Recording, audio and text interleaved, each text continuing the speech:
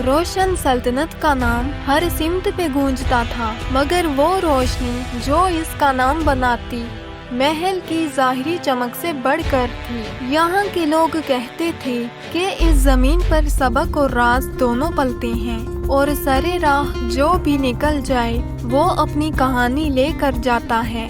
निहाल वो लड़की थी जिसके कदमों में महल की किस्मत बांधी गई थी। उसकी आवाज नरम थी, मगर उसके अंदर एक ठहरा हुआ अज़म था। ऐसा अज़म जो चखने में मीठा मगर महसूस करने में कड़वा लगता। मलका जीनत ने आखिरी सांसों में जो नसीहत की थी वो निहाल के अंदर रोशनी के साथ साथ एक खौफ भी छोड़ गई थी।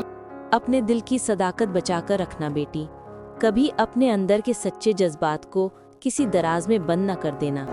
निहाल ने कसम खाई। वो कसम उसकी हंसी में छुपी नहीं थी, वो उसके चेहरे के पीछे एक संजीदा तस्वीर थी। एक सर्द शाम जब शहर के चिराग धुंध में फैल रहे थे, निहाल महल की छतेबाला पर गई।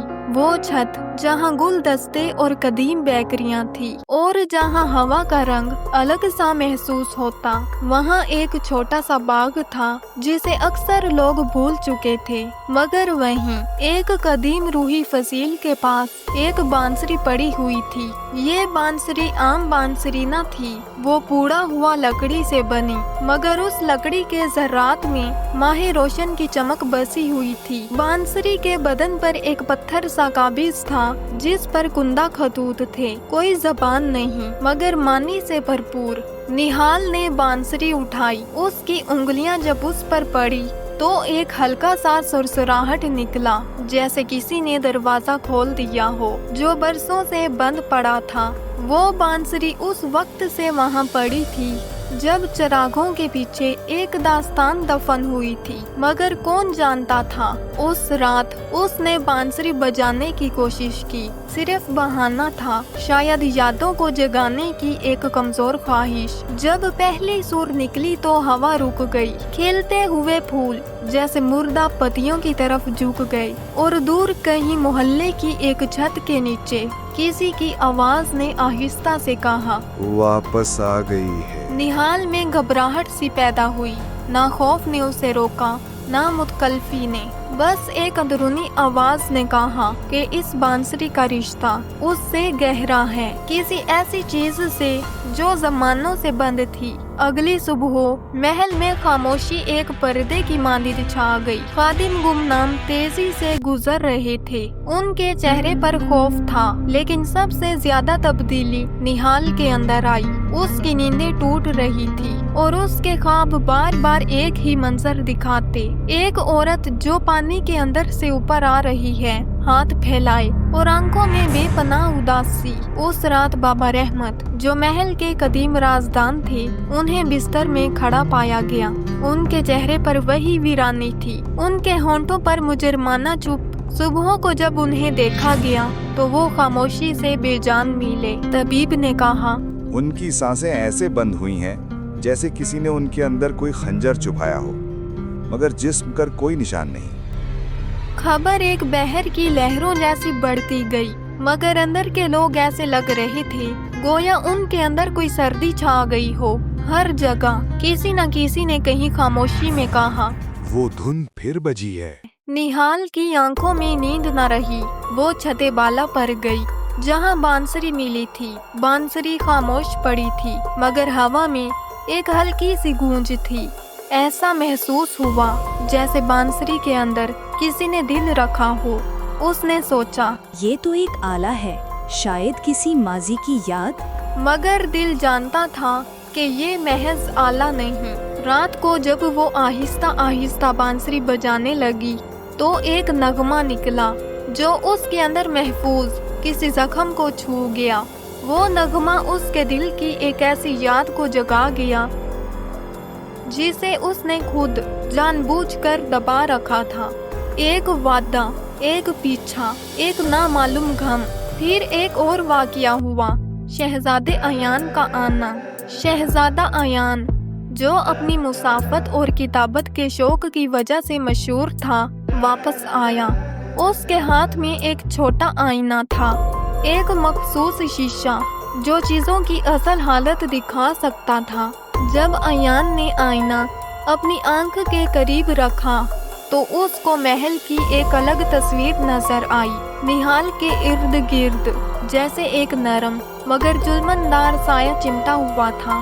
साया किसी शक्ल में ना था मगर उसकी मौजूदगी महसूस हुई। अयान के लबों पर पहली बार तशवीश झलकी।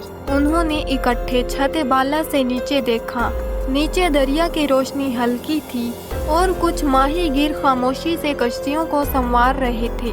मगर जो शाम गहरी होती गई, महल के कुछ हिस्सों में उसी सर्दी ने जगह बनाना शुरू कर दी। रात के बीच में चिरागों की रोशनी दब गई और दीवारों पर सियाह धब्बे से फैल गए।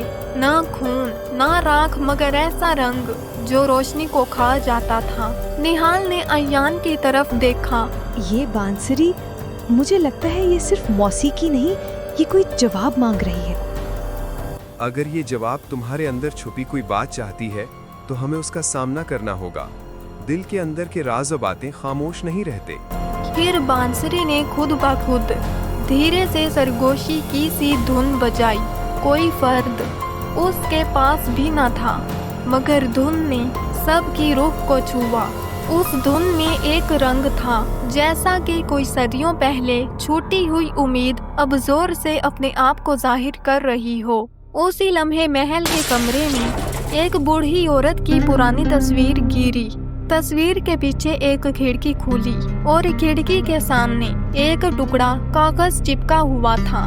कागज पर महज एक जुमला लिखा था, एक नुक्ता, एक इंतबाह। जिसने सदा को दबाया उसने साया को जन्म दिया। निहाल के हाथ कांपने लगे। वो महसूस कर सकती थी कि बांसुरी से निकलने वाली धुन कोई माजी की अधूरी कहानी है। एक कहानी जिसे किसी ने आंखों के सामने जला दिया हो मगर दिल में जला छोड़ दिया हो। अयान ने निहाल का हाथ मजबूती से पकड़ा और बोला, हम उस कहानी को पाएंगे और खत्म करेंगे। निहाल ने दिल में एक ठान ली।